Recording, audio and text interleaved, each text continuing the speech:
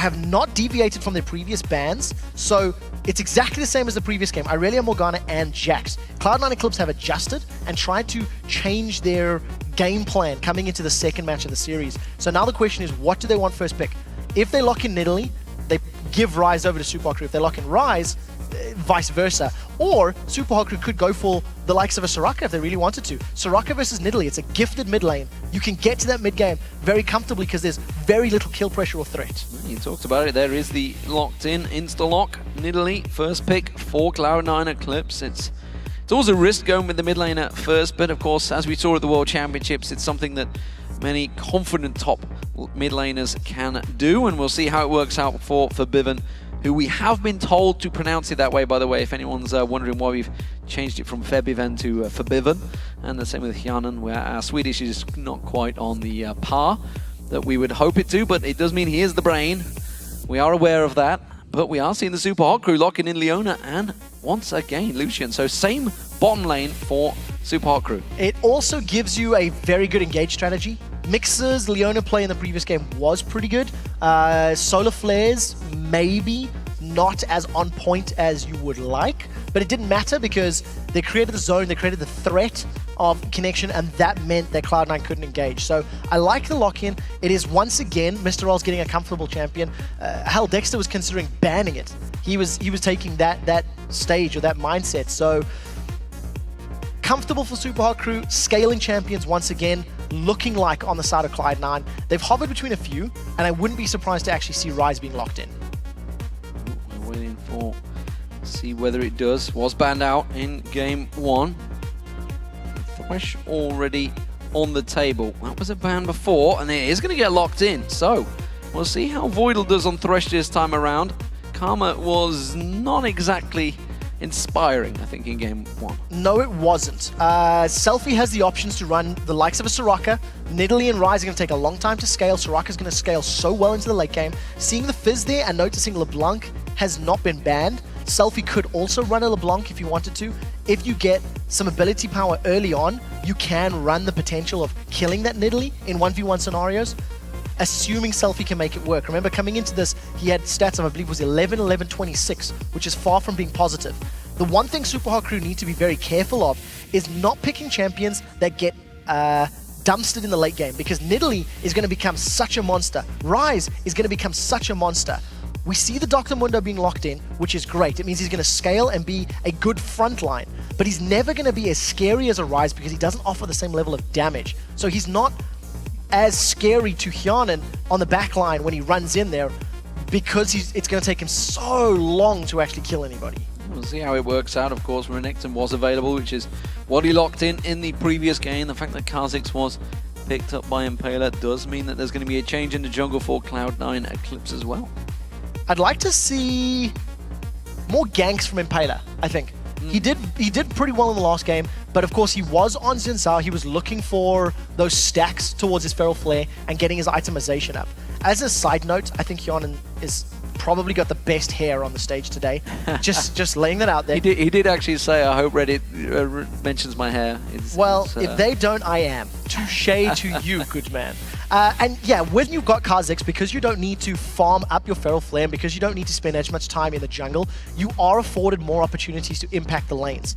If we see an assassin being locked in for Selfie, which is kind of my instinct because there is not a massive amount of damage between that Dr. Mundo and, you know, Lucian, yeah, Kha'Zix is going to get up there, but it's kind of risky.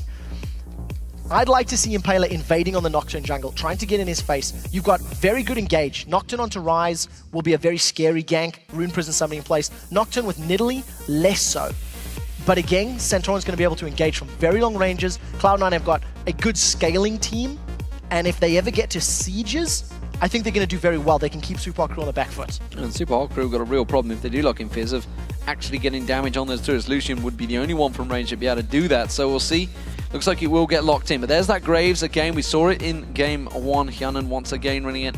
And of course the Nocturne, which has really risen to prominence as the one of the main junglers in 4.5. Incredibly powerful. With the Feral Flare, he farms Feral Flare into the likes of a Blade of the Rune King or Hex Drinker. He becomes a split push threat. Meteos actually won a game that Cloud9 were on the brink of losing because he was able to solo the Nexus with enough attack speed and attack damage. So what I like about Cloud9's comp is they've got a jungler that can respond to threats well, which will give him some room for error against Kha'Zix, who's going to be looking to get in his face. The thing is, Centaurn has to be quick about it, because there is burst damage from Fizz, there is burst damage from Kha'Zix. So as long as Selfie can get ahead, he's going to be in a good position. But Super Hot Crew's comp is very much like Cloud9's comp.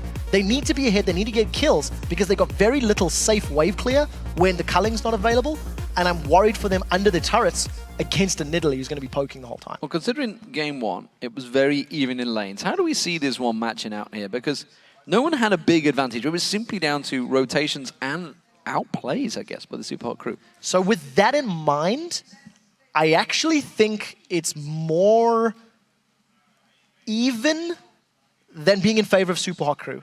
And my reasoning is that, exactly like you said, it's more difficult for Super Hot Crew to get to towers. It's much more risky. They can't afford to just move in and start hitting towers. They have to get kills. They have to get kills, or they have to outposition and get there first. And when you've quickly, who's got good wave clear with his Duskbringer and his AoE, you've got Nidalee spears coming at your face as well. It makes your job much more difficult. So I do think this is a good position, but similar to the last game, if Super Hot Crew don't get hit early, then they could be in trouble. Well, here we go, ladies and gentlemen. Game 2 getting underway in this best-of-5 series. Super Hot Crew, they took game 1 and are looking very confident. We'll see how it works out for them, because this time around, Cloud9 Eclipse will be starting out as the blue team up against the Super Hot Crew on the red team. And in terms of level 1, I'm wondering whether we're going to see any rotations. Of course, Cloud9 Eclipse got it invaded. They got themselves that red buff steal as well from Impaler. We'll see how defensive they're going to be this time around. I would almost expect the invades to come from Super Hot Crew, not only because they want to take advantage of the slow-to-power champions like Ryze and Nidalee, but you also want to try and deny Nocturne. If you can steal away big buffs and slow down that Feral Flare and try to prevent him getting to level 6 for a while, it's quite a smart position to be in. So you can see the votes there. Super Hot Crew still. Well, actually, don't say still. It was all about Cloud9 Eclipse, of course. Super Hot Crew, 66% of you have swung your vote, completely changed opinions, jumping on the bandwagon, one might even say. So, Super Hot Crew are looking to invade on towards the blue buff area this time around, it seems. So they're going to be going for the trades. The way the teams are setting up, this is looking like it's going to be a 4v1. It's looking like they're going to go for those early tower pushes. And something that Jet has been talking about excessively in North America is what do the top laner and junglers do once they've got the buffs? Because generally you're going to see the AD carry and support going to the towers, and those sort of solo roles looking to either steal more camps away or get to the tower quickly to push it down. And we heard Dexter talking about it as well in the analysis yesterday. We're talking about do you go on the second or the third wave? You know, different styles of play. Cloud9 have been going on that second wave. For the 4-0 push or 4-0 push, whatever you like to call it. We're just having a quick client restart. You can see in the screens that Mixer is sat there staring at a pause screen, so nothing happening. You're not missing anything right now, staring at the players. You are, of course, staring at them instead of our beautiful faces, which some would argue is probably a better view. Beautiful's a bit of a stretch there. I do want to quickly mention, Mixer didn't die previous game. That's good. Zero deaths to his name, so...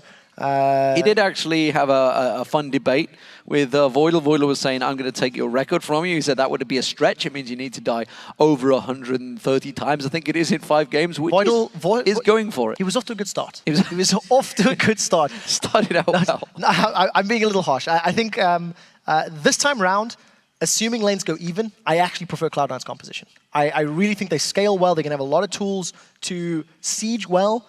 Again, not the strongest of wave clear, but Duskbringer, as well as the AoE from Ryze on a short cooldown, as well as Buckshot. And you could argue with the melee champions, the amount of melee champions they have, with that Thresh, the hooks could be pretty important. The peel that Thresh is going to offer when you're poking with Nidalee is just so valuable, as long as Voidle is hitting his flames and putting his boxes down in the correct place. So here we go, back into the game. Game 2 underway. Blue steals from both sides this time around, and no Deficio to be seen. It is going to be the Impaler starting out with the blue. It'll get to you in a moment, guys. Don't worry. You work on that one. Mr. Rales, he's going to be in the top lane, and it does seem we are going to have these 4-0 split pushes. We'll see who stacks out and who manages to work out best, because Super Hot Crew were better at rotating in game one. We'll see how Cloud9 Eclipse respond as they move towards their own rotation. So it's actually the Super Hot Crew that are setting themselves up with the buddy system that we talked about. Odo Omne is taking the raid camp solo. He's going to get more experience. You'll notice that Impaler is sitting on the bottom half of the map. Sorry, Santorin sitting on the bottom half of the map, farming as well. Whereas Mimo and Impaler had grouped up to go for Larry White and for the Wolf camp on Cloud9's side of the jungle. Instead of pushing the tower, they've gone back to their own jungle though. So we're not going to see the very fast pushing lane shenanigans that we've got used to. So teleport from Mima as he joins in towards that top lane. Bottom lane, sorry. He's the top laner in the bottom lane. You know what I mean. It's what we call them. He's defending his tower. Defending his honor, maybe. I don't know. Defending everything. Yusa!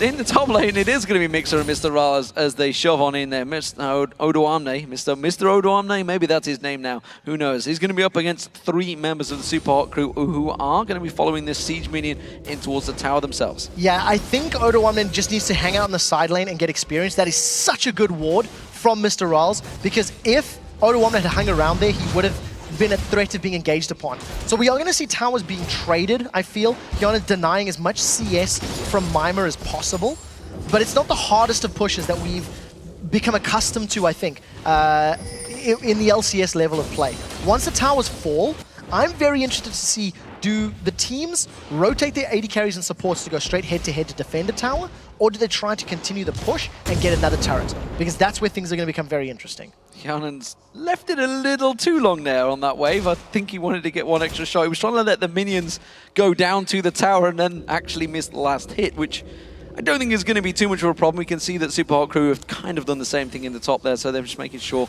they try and deny as much experience. Febiven, he's in trouble. Here comes Impaler. Selfie on towards him. Selfie taking the tower hits. He's going to try and play full trickster away from that one, and Febiven will get away from that one. The Ignite is not enough to kill him. So two summoner spells used out there by both mid laners. Yeah, so both mid laners going all in. It's not over yet because Impaler is still hanging around in the wings. No mana on Febiven means that he's not going to be able to heal himself up. So Selfie was playing aggressive, and I think he needs to do that. We talked about how the assassin in the mid lane needs to get kills and needs to be able to roam around the map. Nidalee's not the greatest of wave pushes. Even when she hits 6, it's better but not fantastic, which should allow Selfie some time to move around the map. We see Mixer sticking around in the mid lane. He's got a Febiven! He's managed to get in there. Zenith Blade, there's the stun, there's the exhaust. He's in all sorts of trouble. The kill's going to go to Selfie. There's first blood, and that's going to get him rolling. And this is what we talked about. What do the AD carry and support do once the tower is down? Mr. Rales went straight to the bottom lane to try and maintain control and not allow the wave to be pushed up further. And Mixer just took a very smart route, hung out in the river, managed to gift that kill over to Selfie playing Fizz. And a good start. You know, Assassin grabbing a kill early on. Let's see what he does with the gold and how he continues to play it out. So, good start for Super Hot Crew. And it worked out. They got first blood in game 1 as well, remember. It was a much closer affair that time around, though. Hyanan keeping that farm rolling in this bottom lane. He has got the duo pairing of Mr. Rales and Mixer now joining him in this bottom lane, but there is a 10 CS difference so far. Yeah, I think Mr. Rales will be able to pick this one up. The early lane swap tower push has gone in favor of Cloud9 Eclipse, because not only does Hyanan have that small advantage over Mr. Rales, which I think will be even out soon, but Odo Omne actually had a pretty good CS lead over Mima's Mundo as well. So 21-13, Impaler's now looking to get more ganks. Remember we said on a champion like Kha'Zix, where he's not responsible for farming as much, we were expecting him to gank more, and it appears as though he's already trying to get in the faces of Cloud9 Eclipse more frequently. And that's actually going to put some fear in Odo Omne, I feel there. The fact that he has warded out, he has covered off, and now he's putting an element of doubt in Ryze's mind. Of course, he has got that flash available, has got the Rune Prison, so he has got effectively a free escape the first time around it comes, but if Impaler were to burn that down a second time around, Impaler actually going to find Santorin in the jungle here. He comes around, Santorin realizing, hang on a minute, I've got more health than you. I reckon I could turn this fight myself. Odo Omne is now coming down. Impaler in all sorts of trouble. Rune Prison, as I discussed, is a problem, but Impaler has, of course, got that leap. It's not been evolved, but he can still jump over the fences. Manages to get himself out cleaning. I think Impaler needs to be very cautious with his play, because you've seen how quickly Cloud9 Eclipse can respond. He's actually going to jump on Oduamne. This is a fight. He's going to go in there. He's going to have the support of Mima as well. There's the unseen threat coming in. Then he manages to get the passive. There was so much burst damage down on that Taste of Fear that Impaler can use. The help of Mima was close by, and Mima, he's actually gained the farm over Oduamne. He had fell behind, what, 10 CS? All this shenanigans, all the play that's been happening, the doubt that's been put into Oduamne's mind has given them Mima that advantage. Look at this mid lane though. Yeah, we'll see if any crowd control can land. It's so difficult to lock a Fizz down. I mean, with his Playful Trickster as well as his Urchin Strike, he's got the ability to dash through minions or champions and then hop away, becomes untargetable. So I'm not expecting anybody to jump on Selfie and pick up a kill anytime soon. That looks like recall bait to me, and it didn't. Yarden didn't take. That was super obvious recall bait. But you know what? I give you props for trying. Ooh, Zenith Blade just flashing past the cape of Hyanan there on his Graves. Didn't quite land through. It's going to be Voidal, of course, picking up the it's not. It was the coin. It was. I can't remember. It's turned into now. It's the Relic Shield target brace. Relic Shield. That's the one, which is why he's managing to take the minions. He's not stealing away that gold from his AD carry. He's actually helping them, both of them out. Selfie, he's going for a roam. He's looking down towards it. It's going to be the blue buff. Pink wards out towards that Death Buster. So there's one thing I want to highlight, which I haven't mentioned just yet. We touched on how Dr. Mundo is going to scale in a different style to the Rise as far as your frontline tank is concerned. And while Dr. Mundo is not going to have as much damage, especially in terms of burst, there's no ignite on the side of Cloud9 Eclipse at all. So there's going to be very little real kill threat from Cloud9 onto Mima unless they totally commit. They will have to 5-man focus him if they want to get him down, especially when he gets his core items up. Blue buff has respawned. It looks like Impaler wants to go for an invade. This is going to be a little risky. It's 2-on-2, top laners and junglers both nearby. Impaler is falling behind in CS because he's spending so much time trying to counter jungle, and truthfully, he's not been super successful at it. No, but Mima had to push his wave fairly heavily in their favor, which is why the Super Hard crew are putting so much into this. 4 members of the Super Hard crew now nearby. They really want to take this one away from Nidalee, which of course will limit those spears, and they have managed to lock it down. Impaler walks away with a blue buff. So smart play to deny the blue buff from Forbiven's Nidalee, which just means the sieging threat is obviously going to be reduced. He doesn't even have his Athene's and Holy Grail completed yet. But the one thing that I do want to point out is that Impaler had just hit level 6 at that fight. Centauran is level 7, and he's got 20 CS more. Wriggle's Lantern is already completed. He's got 14 stacks toward this Feral Flare. So he's on track to equal, if not beat, the Feral Flare upgrade from that Wriggle's Lantern. Yeah, we saw how much of a beast a very stacked out Nocturne can be just yesterday in that Millennium game. Kotnex played a fantastic Nocturne yesterday, of course. So I would also add that 5 members of the Super Hot crew moved across that blue buff. They really invested a lot to make sure they got that one. They're going to make sure it counts, of course. That buff is not going to last too long for Biven.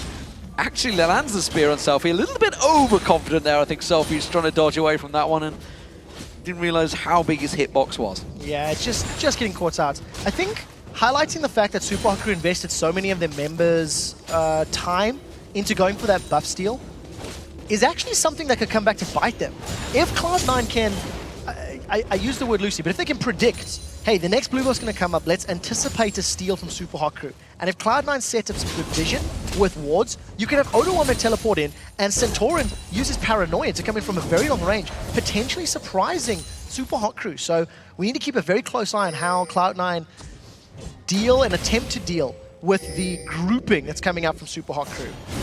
Well, if you were to look at the stats, as I tell you, that Selfie's about to go in there. That's going to be dropped down. That's going to be the Ignite down. The Exhaust counters it. That's going to stop Selfie in his tracks. But those 2 mid laners going at it just as the Dragon is looking to be started off. Yeah, if Super Hot crew can get onto the Dragon with their team before Febiven can respond to throw those javelins out, that's a good place to be. But doesn't seem to be the case. Voidal, the Great Death Center, is just giving vision, so he knows it hasn't been started yet. What I wanted to get back to was the amount of dragons that Super Hot crew took in the last game. You saw a stat flash down maybe earlier on in the previous matchup. Super Hot crew have only taken an average of, what, 2.3 dragons, I think, throughout the entire season. They took 4, 5, 6, I think, in the last game. This time around, they've started off well once again. Just shy of 12 minutes, they secure themselves the first dragon of the game. And all thanks to Selfie. Selfie's aggression onto Febiven forced him away, forced him to recall, and Super Hot crew just responded. Impaler stole away the raid camp, and then immediately jumped on the objective. So they've got themselves another 2,000 gold lead. We're seeing the same patient and coordinated play, I think, from Super Hot Crew. They grouped up to steal the blue buff. They grouped up to secure the dragon. It's hurting them a little bit in CS. I mean, Mr. Rolls is not typically behind anyone in CS, and he is somewhat behind Hjarnan. But we'll need to see how this works out, because both AD carries have basically just been pushing this bottom wave out and in. They've not truly contributed to the rest of the overall picture. Well, the difference, of course, was when they rotated round. I mean, we saw, obviously, Mr. Rallis push down that top wave, had to go back to base, come down there. Hjarnan has pretty much set up a campsite down here. He's got his electricity plugged in, his water's running, and he's ready to just lay in wait in these bushes down the bottom line. He's still got his big wave of minions coming back in once again, and Mr. Rallis is ready to counter that and take himself another, 12 minions. Yeah, going to just keep closing that gap. The longer this goes, I think the slightly happier Cloud9 will be, because, of course, Rise and Nocturne and Nidalee are just going to scale and become very, very good. And assuming Cloud9 can get to the right targets of Super Hot Crew, they can definitely pick up kills. But the one thing they need to be careful of is that Mimer's now got a lead. He's got the support of Impaler. They're going on Rise. Good slow on towards Odoamne there as the briefcase glances the back edge, but not remotely close, unfortunately, this time around. And it did force the flash nonetheless from Odoamne, so will be classed as a successful gank from Impaler.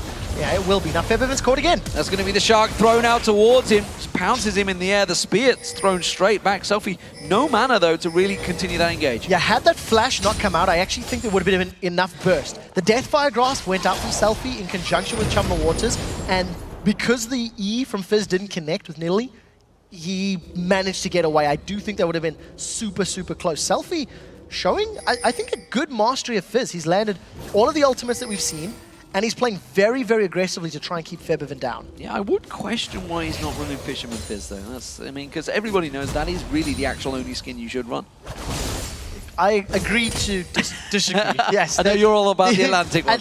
Atlantean Fizz is where I'm at. Regardless, let's get back to the game. Blue buff, it looks like it's being stolen away.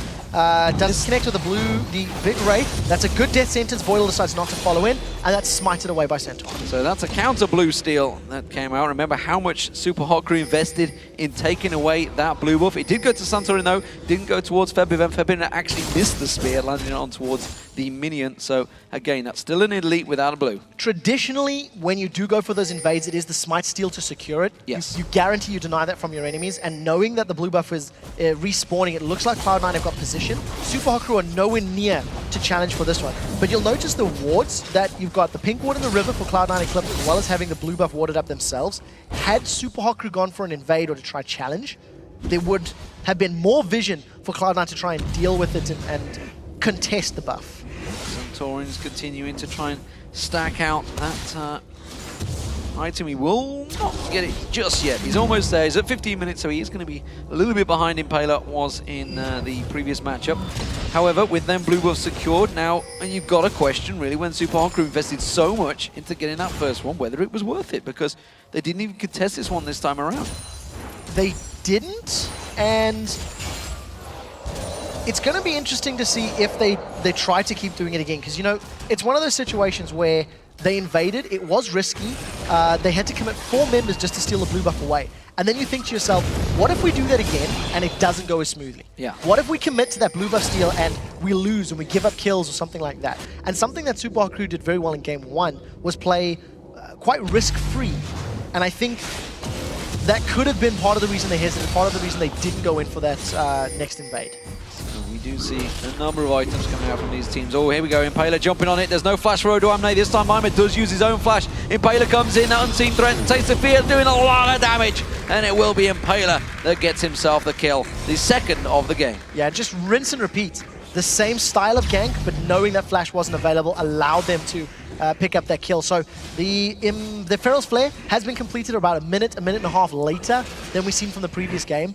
But very importantly, Centaurin has got it now, and that gives him just so much more sustain and farming power. He's opted to go for a Giant's Belt as his next itemization, and in contrast to LCS Nocturnes, we actually see Blade of the Ruined King or Hex Drinker being a second item and then going defensive. So Centaurin may be wanting to be more tanky early on, might signal dives, might signal more aggressive play. It may signal that he will be using that ultimate to dive in. We haven't seen that ultimate used a great deal just yet, so we'll wait to see whether it does come in. Of course, simply have to be defensive right now. Forbiven with that blue buff in this mid lane. Got that chalice built up a long time ago. We also saw, of course, Selfie. He went with that Deathfire Grasp very early on. So we're seeing he really wants to try and stay aggressive, but has been fighting with his own mana issues because he hasn't been getting that blue buff. Yeah, it's so much more difficult to kill Forbiven now. With blue buff and the heals that Nidalee has built in, unless Selfie 100 to 0s her, she's just going to sustain. Forbiven's just going to sustain through whatever damage comes down and then carry on farming. Selfie had actually built himself up a 20-25 CS lead maybe 3 or 4 minutes ago, and that has just dwindled away thanks to Forbiven being able to spam out those javelins. We do see that Voidal may get caught up. Mixer, he's going to go all in. Well, he's going to try and go for it. Solar Flare flashed away from. And they didn't get that big ward after all there either. And that dragon is now up. Santorin is moving into position, but he's a little out of position. This is actually a 3-2 split position for Cloud9 Eclipse. Not the ideal spot, but remember that Solar Flare is down. Yes, so important for Super Hot Crew. I think in terms of a straight-up 5v5, you're going to have a very interesting setup where Selfie's going to be looking to flank, and Forbiven never wants to be in the thick of it. He always wants to be throwing those javelins out. This is a straight-up 5v5. Solar Flare is only a third of the way off cooldown, so a very important ability for Super Hot Crew. Not here. We may see Supa go for a steal. I think that's the only real risk here, or only real option for them. Well, with the way they're grouping up, I'm expecting Mr. Rales to go straight for the call-in. They're going to dive on towards Voidal. A lot of damage going down towards him, but he's not really the ideal target. Now they're going to see them focus in there. Impaler gets in and out, and now they're going to keep that damage going towards it. Odawamne getting all caught out. The call-in doing the damage. Mr. Rales gets himself a second of the game. Yana now going to get focused on. There's the slow coming out from Mima. He's happy to dive the turret. That health regen ticking away. Mixer's going to get close. He's got that Zenith Blade ready and waiting to go. As soon as he gets close, he's going to be needed. Mr. Rales takes a spear, though. That's going to be dangerous. Now they're diving on towards the tower. Santorin's going to be the next focus target. Mixer's been caught out by Forbiven at the back, but now he's got the support of Mr. Rales coming in there. That's going to be another Mima taking him down, and that is a 3-0. The Dragon also, I think, just went across to Super Hot Crew. Mundo goes where he pleases because there is no Ignite to shut him down. If you look at the way this engage plays out, the moment Mima gets into this fight, he's teleported in from the back line. He just tanks up so much damage, and because Cloud9 Eclipse have to get past that very tanky Mundo, it means that the carries are not under threat. Even though they took a big burst of damage early on, they lost key members, and that just allows Supa to chase. I mean, Mima, he just tanks for days. There was never a threat of him really going down, and very good targeting on the side of Mr. Rales. Yeah, and while that was all happening, you can see, of course, the mid laner Impaler and Selfie taking that dragon down, which is what obviously managed to secure them. So 3-0 and the dragon.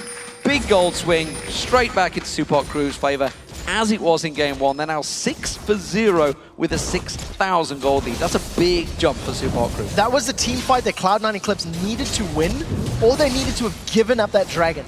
Because they got ran down, and because they not only lost the dragon and gave up multiple kills, there is now enough damage on the side of Super Hot Crew with that Fizz and the Kha'Zix to assassinate the fairly squishy-ish champions of Nocturne and Nidalee. In addition to that, Mima's got himself his Spirit Visage. He's got double Giant's Belts. I mean, Mima's just gone full HP because it's going to take such a long time for anybody to burst him down that he just needs HP right now. That's all he needs to build, and he's going to be doing... He's going to survive for so long, he's going to be able to protect his back line. So once again, Super Crew in a very good commanding lead in the mid-game stages. And all the hard work that Hyanan had put in down that bottom lane completely undone. He had got that CS lead, but now the fact there's a 2-0-2 Lucian on the opposition team's means he's way ahead in terms of gold, of course, now with that last Whisper completed. Mima has rotated around. He's now down this bottom lane, and you can see Odawamne in countering that one. But of course, we all know Rise. We all know he needs a while to get going, and the fact is, he isn't building his stacks on that tier while he's out of the lane. He's having to stay very far away from Mima now. Yeah, and the thing is, Cloud9 do have that, you know, that late game strategy that'll work out. Mima's just going to run Odo on that. Let's see how long it takes to kill Rise. That was straight up disrespect, and Mima's just like, I don't think you can do this. He's going to teleport away from that one, but that is a teleport forced to be used. Odawamne came up, put the Rune Prison down, put an overload on him, and Mima just thought, are you kidding me right now? You cannot do this. I will walk straight into your face. So because nobody can really deal with that Mundo. Oh, that's a hook, but no, it's going in. Because nobody can deal with Mima, he will run you down no matter who you are. And in a 1v1 situation, he's got so much sustained hit points, he will eventually kill you. It'll take a very long time. The thing is, Cloud9 need to stall so badly. They cannot afford to give up more map control or more objectives because they need to buy time for Nocturne, Rise, and Nidalee to get to a point where they can get to that back line and actually kill somebody. We do see the red buff ward coming out from Mima, securing himself and continuing that split portion. With that teleport down from Oda1, they basically bullied out, and the rest of Supa Hot Crew can try and push some objectives. It seems that the mid lane turret is going to be the focus. Of course, the outer one's already down, so the inner one is next. The top outer one already down as well. All those three outer turrets all down by the Supa Hot Crew. So we'll see when they group up, or they're just going to continue trying to bully out a target. Oda1 has completely switched lanes now. He doesn't want anything to do with Mima. They've left Hyanan to now focus towards him. Let's see how Selfie handles that lane. Because that is it's a fairly high hit point. Oda1 has got a Negatron Cloak to negate some of the burst that's coming down from Selfie. I don't think Selfie can 100-0 him instantly, but it will be close. I mean, he's got a lot of ability power, needlessly large rod, plus the Death by Grasp already completed. And Impaler once again invading. Impaler has spent more time in Cloud9's jungle trying to keep Santorin down and trying to deny him as much golden experience as possible. And it wasn't particularly effective super early on, but now that the map has opened up and Supa Crew are roaming together as a team more often, he's in a pretty good position. Yeah, he managed to go across, taking down Larry White, and managing to back out of there. Santorin, he stacked out that Feral Flare a long time ago, and is continuing to grow it as it goes. At the moment, though, he's not really had a big effect. And, we were talking about how much he needs to really get involved, how Ko used to get aggressive at the start, used to help out all of the lanes. I'm trying to think whether we've seen a Paranoia actually come out in a lane yet. I was just about to say that, and I know we actually haven't. In the previous Dragon fight, that Dragon went down. Now, this is super brave. We have to go into both voices now because Supa Hot Crew are sneaking the Baron away. They've got so much sustain on Mima. Cloud9 and Eclipse have no idea this is happening. This is going to be like a super long Baron, but it's so safe because nobody from Cloud9 is responding. Why would you expect it at level 12, of course, with this Mundo, with a double Giant Spell, as you mentioned. He's got so much health. Now the rest of the team will rotate up there. Now it's going to get secured. This is going to be a very early Baron. 25 minutes, just in 24 minutes 30, and easily secured by the Supa Hot Crew. Supa Hot Crew have grown in their decision-making and their tactical play an immense amount. I would argue, though, is that because they've not been pressured? They would ordinarily be under a lot of pressure, A, from the lane phases, and then B, the rotations. They are being able to basically put their presence onto the game, and Cloud9 really aren't making them make any plays, any decisions whatsoever. They're just like, well, we're not having anything happen. They're just sitting in lanes. They're playing as you would a solo queue. Cloud9 are playing to not lose, Supa Hot Crew are playing to win. Cloud9 are, but it's also the composition, once again. Cloud9 are in a position where their comp needs time, it needs items, and it needs to scale up. So because Cloud9 need this time to get, this time buffer to get to a power position, it means Supa Hot Crew, yes, are given more freedom in their decision making and are given more wiggle room in terms of what they want to do. But on the same token, they're making the right choices. Yes, they've got that freedom, they've got that ability to make the calls, but they're doing it. That's the key. Supa Hot Crew are actually sneaking the Barons, they're pushing the towers, they're rotating around. And now with Baron up and having, a Dr. Mundo that can sit under a tower for 17 years and not die, I'm expecting them to go siege up on his inner turrets and tower dive with Mima just tanking it.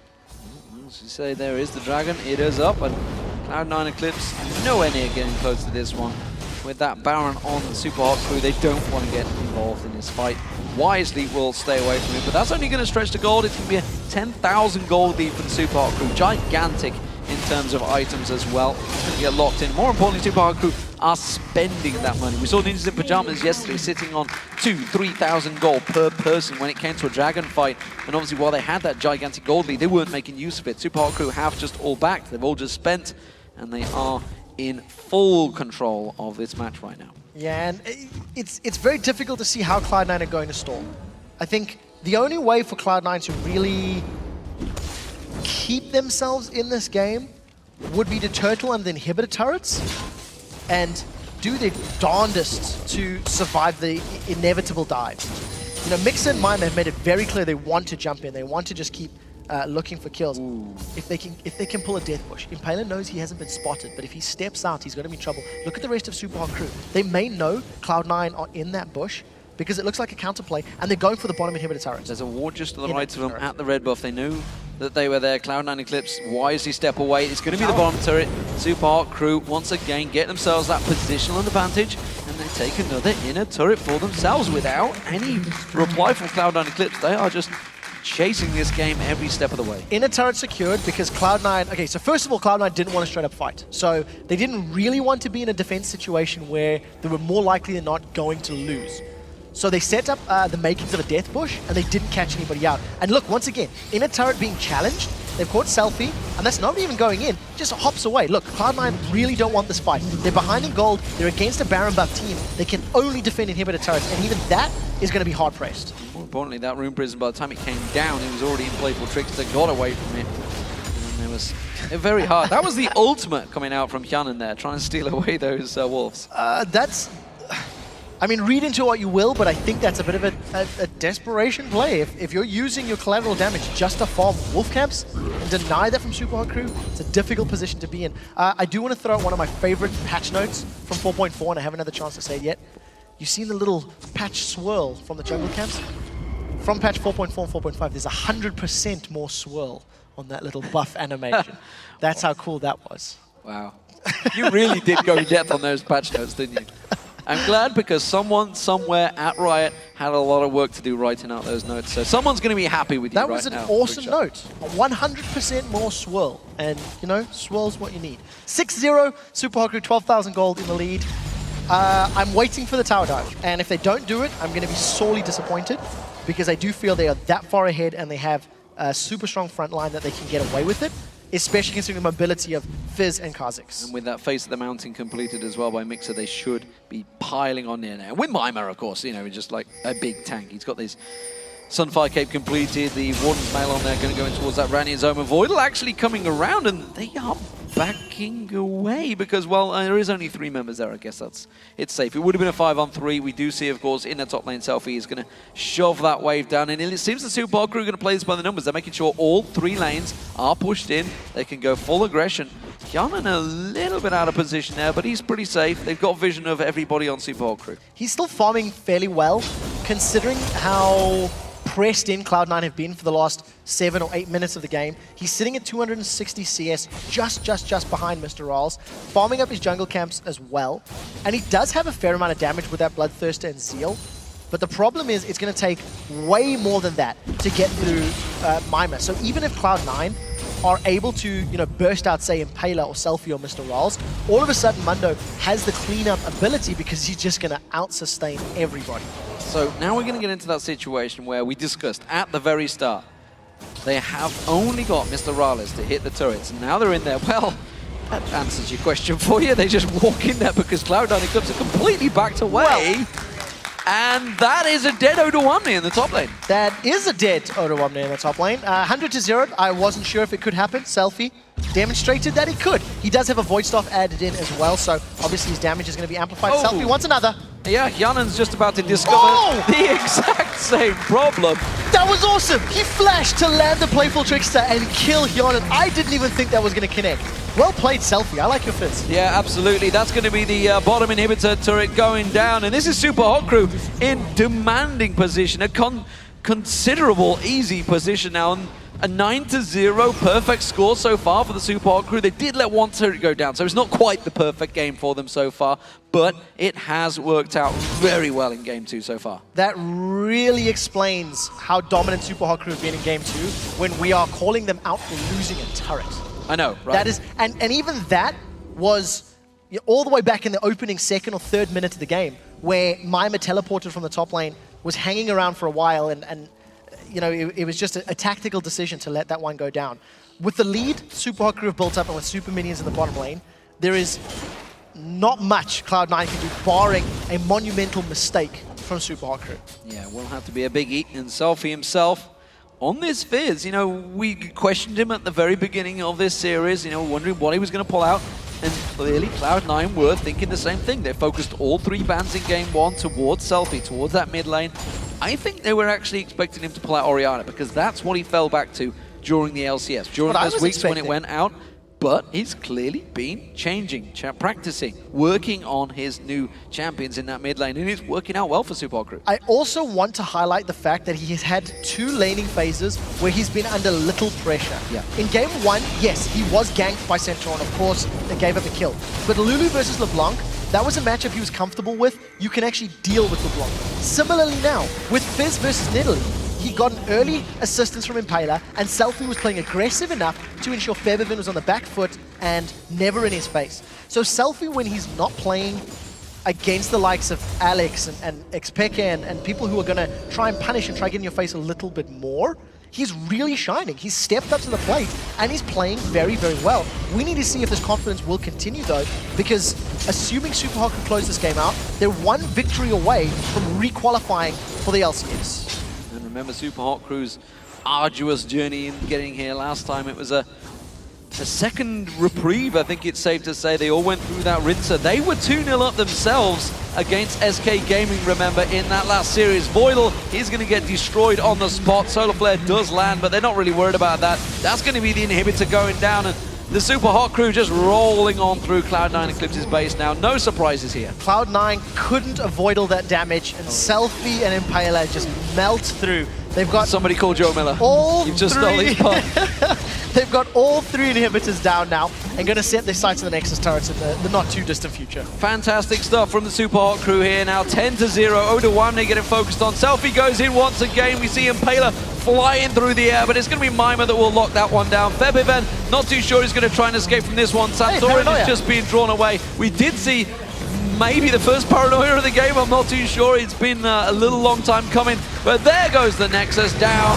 It's a 13-0, ironically mimicking what they did against Gambit Gaming in that 25-minute game. A very quick finisher. It's another 34-minute game for the Superhawk Crew, and it is a fantastic second match performance. They are now 1 game away from re-qualifying for the Summer LCS. Second game in a row, Mixer doesn't give up a death. Second game in a row, Superhawk Crew play very tactically minded.